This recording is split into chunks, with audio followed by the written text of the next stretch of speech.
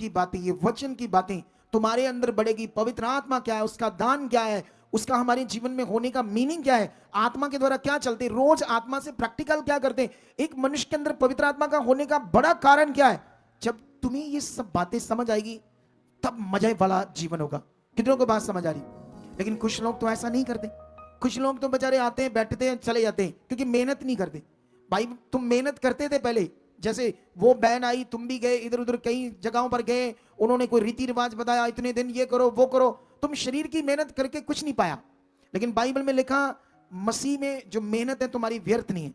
मेहनत क्या है यहां पर, समझना, सीखना, उसको अपने जीवन में पूरा करना, ये मेहनत है।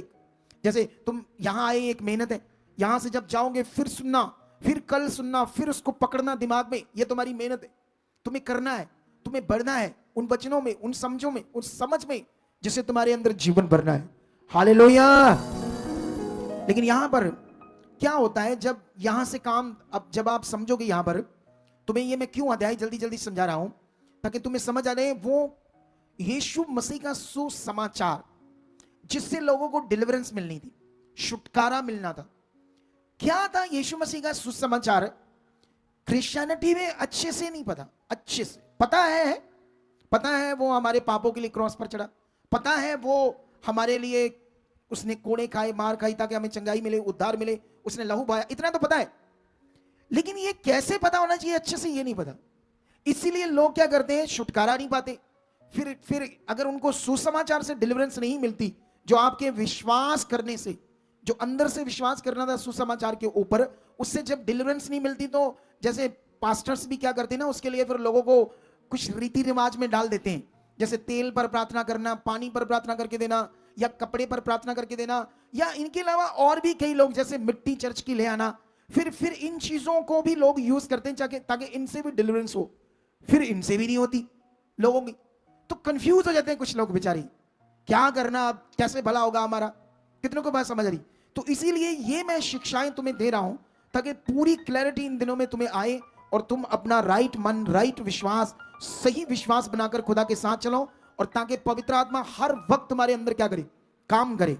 हालेलुया, ऊंचा बोलो हालेलुया। हाँ, तो यहां पर क्या होता है, जब मेन चेलों को पता चलता है कि अन्य जातियों ने भी परमेश्वर का वचन मान लिया है, तो वो क्या करते हैं, बरनबास को फिर यरूशलेम से अंताकिया भेजते हैं। और यहां पर पढ़ोगे तो बरनबास वहां पहुंचकर उस अनुग्रह को देखकर बहुत आनंदित हुआ, और लोगों को और उपदेश दिया, ये 23 में, कि तन मन लगाकर प्रभु से, यीशु मसीह में जो तुम्हारा विश्वास है उसमें बने रहो।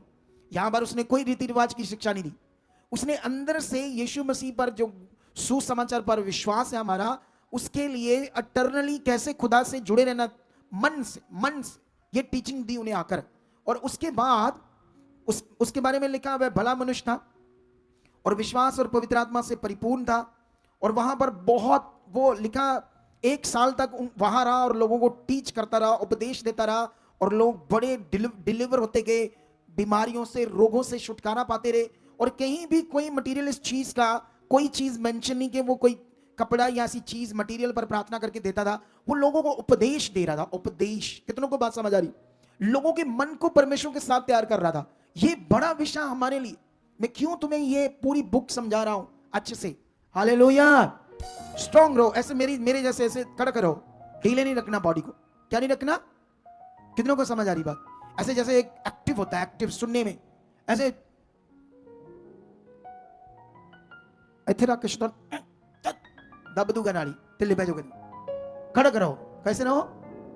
और आप एक चीज याद रखो, जब भी प्रभु के घर आते हो, अगर आप समझते हो कि मैं सेवक हूं, तो पहले अपनी जिंदगी में वचन पूरा करो, यहां टाइम से आओ, फिर देखो बरकत। मैंने कहा था मैं 8 बजे भी आ जाऊंगा, कहा था कि नहीं कहा था। फिर उसके लिए दर्शन आया तो मैं 7 हफ्ते आया, मैंने मीटिंग स्टार्ट की, और उसके बाद मुझे प्रभु ने कहा गवाहियां भी तू ही देगा, और मैं वफादारी से दे रहा हूं। और मैंने देखा इसका फल बड़ा तगड़ा आ रहा है। जब से ये दर्शन हुआ, जब से मैं आने लगा, जब से गवाहियां मैं साथ में करने लगा, कुछ बड़ा परमेश्वर कर रहा है, बड़ा, और ये और बड़ा होने वाला है। कितनों को बात समझ आ रही। आज जैसे हमारी बड़ी मिनिस्ट्री है, ऐसे एक और मिनिस्ट्री है। बहुत सारे अगुए वीरवार लाइव करते थे, बंद कर दिया, लेकिन वो कर रहा था, उन्होंने आज किया नहीं। जानते क्यों? क्योंकि लोग ही नहीं आए होंगे ये माहौल करके। लेकिन हमने लोगों को, हमारे भी कम आए हैं लेकिन हमारी टीचिंग स्ट्रांग है। कितनों को बात समझ आ रही? ये हालात हमें परमेश्वर की आराधना करने से रोक, हमें खुदा के साथ चलने में कोई रोक। अगर तुम रुक गए तो समझो दुष्ट की जुक्ति में फंस गई। रुकना नहीं है, हालात कैसे भी हो। अरे उन दिनों में जब बारिशें पड़ती थी, जब हम टंट के नीचे थे, रोज पता नहीं कितनी इतनी इतनी बारिश आए, तब नहीं हमने कभी संगति रोकी। हमारे टंट उड़ जाते थे, तूफान आते थे, तब नहीं हमें रुके। तो अब तो परमेश्वर ने हमें इतना तगड़ा चर्च बनाकर दे दिया। हालेलुया! कितनों को बात समझ आ रही? और अभी तो ये शुरुआत है, आगे आगे देखना क्या होने वाला है। समझ आई या नहीं समझ आई? और बाइबल में लिखा, उसके बाद अगर तुम पढ़ोगे तो यहां पर अंताकिया में सबसे पहले चेले मसीह मतलब कहलाए। उसके बाद यहां नीचे का जो 27 से लेकर 30 तक पढ़ोगे तो यहां पर बहुत सारा काम बढ़ रहा था परमेश्वर का। बहुत सारे भविष्यवक्ता, चेले, उपदेशक खड़े हो रहे थे और जबरदस्त भविष्यवाणियां और परमेश्वर का काम हो रहा था इतनी स्पीड से। लेकिन उसके बाद जब ये काम हो रहा था तो क्या हो रहा था? जो 12 अध्याय है तुम्हारे लिए, इसमें क्या होता है, हेरोदेस उस समय राजा था, ये कह लो प्रधानमंत्री इजराइल के ऊपर। तो उसने क्या किया, कलीसिया के कई व्यक्तियों को सताने के लिए उन पर हाथ डाले और यूहन्ना के भाई याकूब को तलवार से मरवा डाला। और जब उस प्रधानमंत्री ने देखा कि यहूदी लोग इससे खुश होते हैं, जो यीशु मसीह के द्वारा अपने विश्वास को ला चुके थे लोग। अब इधर देखो ना ध्यान से, आपको क्या समझना है, यहूदी और बुलाए हुए लोग और अन्य जाति, ये 3 पार्ट है बाइबल के अंदर लोगों का। कितना पार्ट? पहला पार्ट यहूदी, दूसरा पार्ट बुलाए हुए लोग और तीसरा पार्ट अन्य जाति। लेकिन चाहे परमेश्वर ने यहूदियों से बुलाया चाहे अन्य जातियों से बुलाया अपने पास और अपनी संतान बनाया जिन्होंने सच्चाई को जानकर विश्वास किया। अब ये यहूदी लोग हैं, ये तो किसके लोग हैं? उसी यीशु के, यहोवा के तो लोग ही। लेकिन सोचकर देखो इनकी बुद्धि किसने बंद की अभी? क्यों इनकी बुद्धि बंद थी? क्योंकि ये मटीरियलिस्ट चीजों में, रीति रिवाजों में रम गए थे। इन्हें समझ नहीं आ रही थी असल विश्वास की। कितनों को बात समझ आ रही? और जिससे शैतान इनकी जिंदगी में काम कर रहा था, और ये अपने ही लोगों को, यीशु मसीह जो खुदा का बेटा था, उसी के विश्वास लाने वाले लोगों के विरोध में थे। और जब राजा प्रधानमंत्री लोगों को मरवा रहा था और वो खुश हो रहे थे, और उसने जब देखा तो उसने पतरस को भी पकड़कर बंदीगृह में डाल दिया और 4-4 सिपाहियों के बीच में पहरा ठहरा दिया। और फसह के दिन के बाद उसे लोगों के सामने लाकर पतरस को भी तलवार से क्या करना चाहता था? मरवाना चाहता था ये प्रधानमंत्री, ताकि मेरी वोट्स बढ़े, वोटें ज्यादा मुझे पड़े और लोग मेरे फेवर में रहें।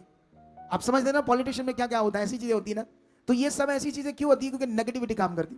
लेकिन यहां पर वो 4 पहरों के बीच में जेल के अंदर बंद था पतरस, बाइबल कहती है। लेकिन उसके पास स्वर्गदूत आता है रात को। 7 में लिखा है, अगर हम ये पढ़ें थोड़ा सा ऊपर तो 6 से तो लिखा, हेरोदेस उसे लोगों के सामने लाने को था। उसी रात पतरस 2 जंजीरों से बंधा हुआ 2 सिपाहियों के बीच में सो रहा था और पहरुए द्वार पर बंदीगृह की रखवाली कर रहे थे। तो देखो प्रभु का एक स्वर्गदूत आ खड़ा हुआ और उस कोठरी में ज्योति चमकी और उसने पतरस की पसली पर हाथ मारकर उसे जगाया और कहा, उठ जल्दी कर। और उसके हाथों से जंजीरें खुलकर गिर पड़ी। तब स्वर्गदूत ने उससे कहा, कमर बांध और अपने जूते पहन ले। और उसने वैसा ही किया। फिर उसने उससे कहा, अपना वस्त्र पहनकर मेरे पीछे हो ले। लेकिन अगर हम यहां से पढ़ेंगे ये जो चैप्टर है, अब तुम्हें सीखना होगा यहां पर ये किसका काम कर रहे थे? खुदाबंद का। और खुदाबंद की रिस्पॉन्सिबिलिटी थी उन्हें प्रकट करना कि मैं हूं। हालेलुया!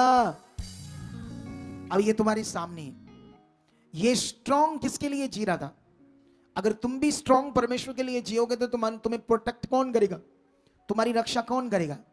ये लोग सुसमाचार के लिए इतना अपना प्राण भी निशावर करने के लिए रेडी थे सारे लोग। इन्होंने जो देखा था अपनी आंख से यीशु मसीह का आना, यीशु मसीह ने जो किया इनके सामने, आंखों के सामने, मुर्दों को जिंदा किया, अंधों की नई आंखें बनाई, लंगड़ों को चलाया, जो कुछ उसने सिखाया था इनके अंदर चल रहा था। उसके बाद जब यीशु क्रॉस पर चढ़ा, मर गया और जिंदा हुआ, इनके साथ रहा, ये सारा कुछ ये गवाह थे पृथ्वी के ऊपर। क्यों यीशु मसीह ने 12 लोगों को चुना था सेवकाई के लिए और क्यों अपने साथ रखा था? क्योंकि वो जानता था मैं जो पाठ पूरा करने वाला हूं, इसके बाद जो अधिकार मेरे पास है मैं मनुष्य को दे दूंगा और मनुष्य उस अधिकार को मेरे ऊपर भरोसा रखकर यूज कर सकता है और जब वो यूज करेगा तो ये लोग गवाह होने बड़े जरूरी हैं उन सब बातों के। आप तो जानते हो, हमने तो यीशु मसीह को नहीं देखा, हम तो 2025 साल पहले यीशु मसीह पैदा हुआ, हम तो अब पैदा हुए, तो बड़ी लंबी बात है। लेकिन ये ग्रंथ, ये शास्त्र, ये बातें, और ये बातें भी दुनिया के लिए हो सकती है झूठी या अलग, लेकिन जो लिखा कि यीशु ने कहा मेरे नाम से ये होगा और ये हो रहा है, वो सत्य है, जो जीवन मिल रहा है लोगों को। कितनों को बात समझ आ रही है? तो इसीलिए अपने मन को फिराओ, अपने मन को तगड़ा करो, अपना जो रियल विश्वास उसको पकड़ो, ना कि रीति रिवाजों पर अपना विश्वास लेकर आओ। कितनों को बात समझ आ रही? मैं बाहर के रीति रिवाजों की बात नहीं कर रहा, मैं यीशु मसीह में जो लोग रीति रिवाज करते हैं उनकी बात कर रहा हूं। ये मैं आगे जाकर तुम्हें क्लैरिटी देता हूं, ठीक है? लेकिन यहां पर वो छुड़वाता है, दरवाजे दरवाजे खुलते भी नहीं है, दरवाजे उन्हीं के बीच में ऐसे निकलते जाते हैं पतरस को लेकर, जबकि पतरस की दूसरी बॉडी है, स्वर्गदूतों वाली नहीं है। अब मेरी बॉडी दीवार के बीच से निकलेगी, लेकिन वो सामर्थ्य से हो रहा है, सामर्थ्य से। जेलों के वो लगे होते हैं दरवाजे, कितने हैवी है ना, उसके बीच से बंदा निकल नहीं सकता, उसके बीच से ऐसे निकल रहे, उसकी स्वर्गीय देह बन जाती स्वर्गदूत के साथ। कितनों को बात समझ आ रही? और जब वो निकल जाता है, उसके बाद जहां चेले डर रहे थे और प्रेयर भी कर रहे थे लो लगाकर उसके लिए, लगातार 5 में लिखा है कि वो उसके लिए प्रार्थना कर रहे थे। और जब वो जाकर यूहन्ना की माता मरियम के घर आता है पतरस, और जो मरकस कहलाता है, वहां दरवाजा को नॉक करता है, और एक लेडीज जिसका नाम था रूते नामक लेडीज, वो दरवाजा खोलती है, उसको देखती है पतरस को, और वो एक तरफ से खुशी भी बड़ी थी, और ऐसे पहले तो डरे हुए थे ना, क्योंकि इन लोगों को वो मार रही थी, लेकिन वो जाकर बताती है कि वो पतरस खड़ा है बाहर। पहले तो चेलों को भी यकीन नहीं हो रहा था कि वो कैसे आ सकता है, कैसे निकल सकता है, लेकिन उसके बाद उन्हें याद आता, हाँ प्रभु सब कुछ कर सकता है, वो सामर्थ्य है। फिर वो उनसे मिलता और कहता चुप रहो, और रातों रात उनके साथ दूसरे एरिया में चला जाता है। लेकिन 18 में लिखा, बोर को सिपाहियों में बड़ी हलचल मच गई। पतरस का क्या हुआ? जब हेरोदेस ने उसकी खोज की और ना पाया, तो जो पहरा देने वाले थे उनकी जांच करके आज्ञा दी कि इन्हें मरवा डालो, और वह यहूदियों को छोड़कर कैसरिया में जाकर रहने लगा। कौन? पतरस। लेकिन यहां पर अब 24 में लिखा, परंतु परमेश्वर का वचन बढ़ता और फैलता गया। 25 में लिखा, जब बरनबास और शाऊल अपनी सेवा पूरी कर चुके, तो यूहन्ना को जो मरकस कहलाता है साथ लेकर यरूशलेम से लौटे। लेकिन यहां पर 13 से स्टार्ट होता है। अब मैंने 11 भी तुम्हें समझा दिया है, और 12 में भी तुम्हें समझा दिया क्या क्या वहां पर फेथ का बड़ा विषय क्या था, विश्वास का बड़ा विषय। क्योंकि कंटिन्यू इन सब बातों से मैं तुम्हें तुम्हारे राइट विश्वास में ला रहा हूं, जो रियल तुम्हारा फेथ है खुदा के ऊपर। एक तो तुम्हारा ये फेथ होना चाहिए कितना वो सामर्थ्य है डायरेक्ट अंदर से, वो क्या कर सकता है, इसमें तुम्हें बढ़ाना होगा। तुम्हारे ऊपर ऐसा हुआ चाहिए जो इसमें तुम्हें बढ़ाए, प्रैक्टिकल कराए, तुम्हारी सोच को, मन को उस तरफ लगाए। अगर मैं ऐसा हुआ नहीं हूं, तुम्हें उन्नतिंग के नाम पर कुछ ऐसी चीजें दे देता हूं जिसमें तुम डब्बा बंद हो जाते हो। ये मैं आगे जाकर क्लैरिटी दूंगा डब्बा बंद किसको कहते हैं, ठीक है? लेकिन यहां पर 13 में जब शुरू होता है, तो अंताकिया की कलीसिया में कई भविष्यवक्ता थे और उपदेशक थे, और बरनबास, शमौन जो नीगर कहलाता, कई बातें हुई। लेकिन वहां पर एक चीज हुई 13 का 3 तक के, इनको एक को कहा उन भाइयों ने कि परमेश्वर के आत्मा ने कहा है कि बरनबास और शाऊल को उस काम के लिए अलग करो जिसके लिए मैंने इन्हें बुलाया है। तब वो काम स्टार्ट होता है। 4 से पढ़ते हैं, वह पवित्र आत्मा की भेजे हुए सुलूकिया को गए और वहां से जहाज पर चढ़कर साइप्रस को चले। अगर तुम यहां पर 3 का 1 से लेकर 3 तक पढ़ोगे, तो यहां कुछ उपवास की बातें भी आपको नजर आएगी। क्या नजर आएगी? उपवास की बातें, रोजे की। आप जानते हो, मैंने तुम्हें स्टार्टिंग से कहा कि ये लोग अभी जब आगे आगे पढ़ते जाओगे, तो खुद भी जो रियल विश्वास है, जो इस समय नया नियम है और जो पुराना नियम है, उसमें कई चीजों में ये खुद बदल रहे थे ये लोग। आपको मेरी बात समझ आ रही कि नहीं समझ आ रही? ये लोगों को अभी भी कई चीजों में कंफ्यूजन थी। ये मानना चाहिए कि ये नहीं मानना चाहिए, क्या प्रभु की अब नए नियम की आज्ञा क्या है? तो ऐसी चीजें इनके बीच में कुछ चल रही थी।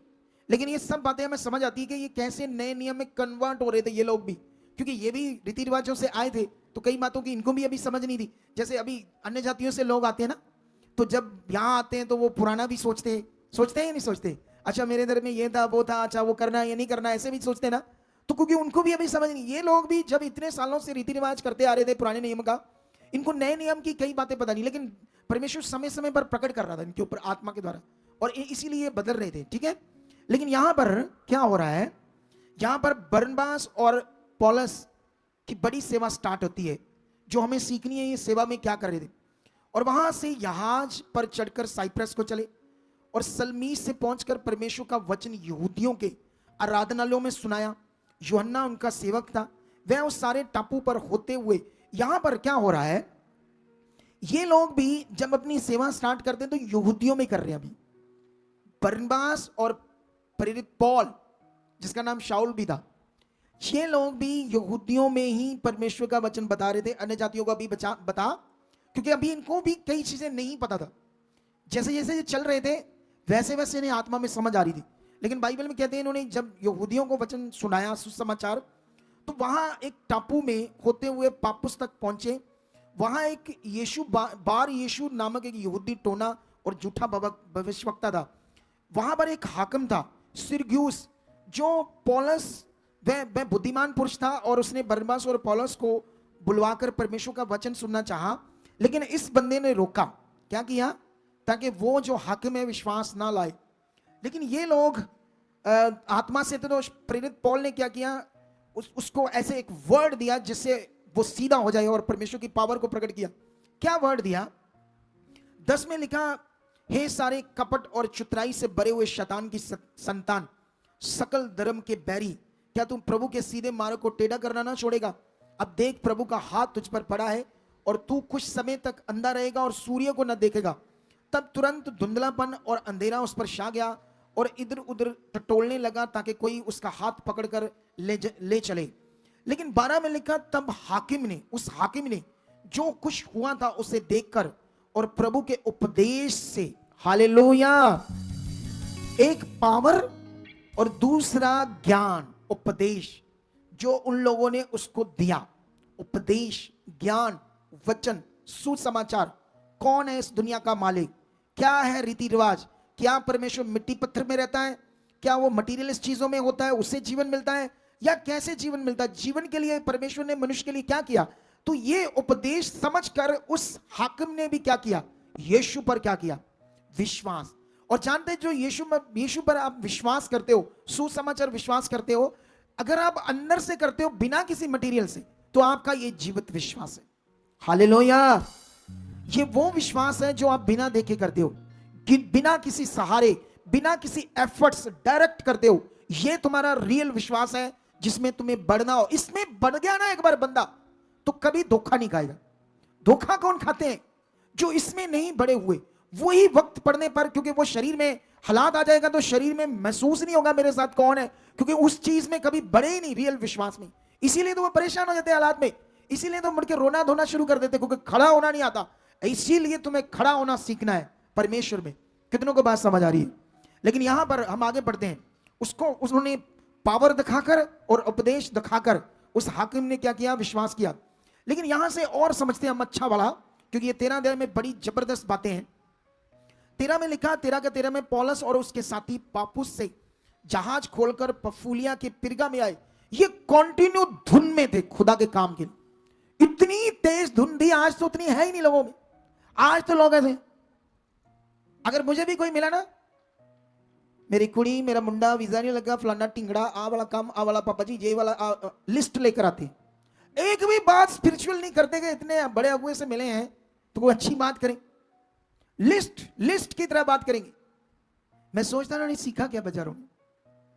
ऑलरेडी तुम्हारे लिए सब कुछ अवेलेबल है। तुम ध्यान देकर तो देखो, तुम्हारे घर ना भर दे परमेश्वर आशीषों से, तब बात करना। समझ कर तो देखो क्या है परमेश्वर, उसकी सामर्थ क्या है, उसकी ताकत क्या है, उसका राज क्या है, उसका पवित्र कानून क्या है। ये धुन में थे, तुम भी धुन में लग जाओ। अगर ज्यादा उसके हार्ट के नजदीक जाना चाहते हो, धन्यवाद प्रभु, मुझे भी लोग मिला चुके, मैं भी रूहें बचा चुका। मैं भी वहां खड़े होते, लोग कहते हैं मैं लेकर अब, मैं भी बताना चाहता हूं, मेरे द्वारा खुदा ने, मैं भी चाहत की 20 लोगों का मैं धन इकट्ठा कर लिया जो स्वर्ग पर खर्चूंगा। मैं भी 50 लोग इकट्ठा कर लिया मैंने, ये पवित्र धन जो स्वर्ग में मैं भी बता पाऊंगा कि जो तोड़ा मुझे मिला उससे मैंने ये कमाया। कितनों के बात समझ आई? हाँ जी, हाँ जी, प्रेयर करो, प्रेयर ठीक नहीं देंगे ऐसी, ठीक नहीं देंगे ऐसी, इस करके ठीक नहीं देंगे, आप कुछ भी नहीं कर दे परमेश्वर है।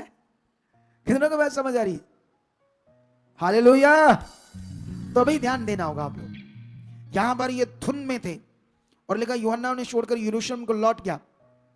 14 में लिखा पिरगा से आगे बढ़कर वे पिसिदिया के आराधनालय नहीं अंताकिया में पहुंचे और सब्त के दिन आराधनालय में जाकर बैठ गए। और जानते यहां पर क्या होता है, यहां पर लिखा व्यवस्था और भविष्यवक्ताओं की पुस्तक से पढ़ने के बाद आराधनालय के सरदारों ने उनके पास कहला भेजा कि हे भाइयों, यदि लोगों के उपदेश के लिए तुम्हारे मन में कोई बात है तो कहो। यहां पर यहूदी लोग हैं। कौन लोग हैं? आराधनालय में यहूदी है, सिर्फ अन्य जाति कोई नहीं। और प्रेरित पौल को मौका लग गया क्योंकि सरदारों ने उसे कहा कि अगर आपकी कोई आपके मन में भी परमेश्वर का कोई उपदेश की बात है तो इन लोगों को बताओ। जब उसे मौका मिल गया तो बाइबल में लिखा वो शुरू हो जाता है। जब वो शुरू होता है तो वो शुरू करता है अब्राहम से, पुराने नियम से, पुरखाओं से शुरू करता है। बड़ी शॉर्ट बात करता है, शॉर्ट बात करके उन्हें वो समझाता है कि जो कुछ पुराने नियम में इतनी बातें हुई, फिर वो कहता है कितने हमारे लोग भटके मरे, व्यवस्था में चले नहीं, परमेश्वर के साथ काम पूरा नहीं कर पाए। फिर उन्होंने एक राजा मांगा, फिर शाऊल जो 40 वर्ष का था वो राजा बना, लेकिन वो भी अपने समय में रद्द हुआ। लेकिन उसके बाद उसने बताया कि दाऊद को परमेश्वर ने अलग करके राजा बनाया। लेकिन जब दाऊद को तो वो बड़ा मानते थे, लेकिन वो कहता कि परमेश्वर ने कहा उसके बारे कि मुझे एक मनुष्य यिशै का पुत्र मिल गया जो मेरे मन की इच्छा के अनुसार चलेगा और मेरी सारी इच्छा को क्या करेगा? पूरा करेगा। लेकिन यहां पर वो ये सारी टीचिंग के बाद क्या करता है, इसी के वंश में से परमेश्वर ने अपनी प्रतिज्ञा के अनुसार इज़राइल के पास एक उद्धारकर्ता अर्थात यीशु को भेजा, जिसके आने से पहले यूहन्ना ने सब इज़राइलियों में मन फिराव का बपतिस्मे का प्रचार किया। और जब यूहन्ना अपनी सेवा पूरी करने पर था तो उसने कहा तुम मुझे क्या समझते हो, मैं वह नहीं, वरन देखो मेरे बाद एक आने वाला जिसके पांव की जूती भी मैं खोलने के योग्य नहीं। लेकिन यहां पर वो क्या करता है, हे भाइयों तुम जो अब्राहम की संतान हो और तुम जो परमेश्वर से डरते हो, तुम्हारे पास इस उद्धार का वचन भेजा गया है। अब यहूदी लोग जो थे वो जीवित विश्वास, जो जीवित वचन हमारे लिए पृथ्वी पर बन के आया। हालेलुया।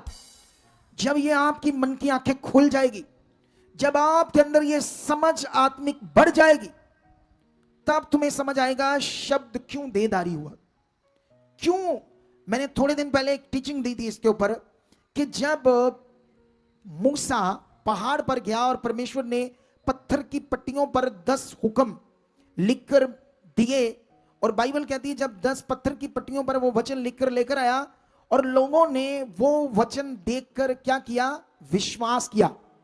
क्योंकि उन्होंने देखकर आंख से, किससे? वो मटेरियल पर, पत्थर मटेरियल है उस पर लिखा हुआ वचन था, उसको देखकर जब विश्वास किया तो वो विश्वास जीवित विश्वास नहीं था उनका। इसीलिए वो हालातों में थे, इसीलिए वो मर रहे थे, इसीलिए शैतान उनकी जिंदगी में काम कर रहा था। शायद क्योंकि असल वाला जो विश्वास है वो आत्मा के द्वारा, जो असल आत्मिक जिंदगी वो पवित्र आत्मा से भरकर। वो पत्थर की मटेरियल पट्टियों पर फेथ तो ले आए, लेकिन उससे उनका जीवन बदल नहीं रहा था।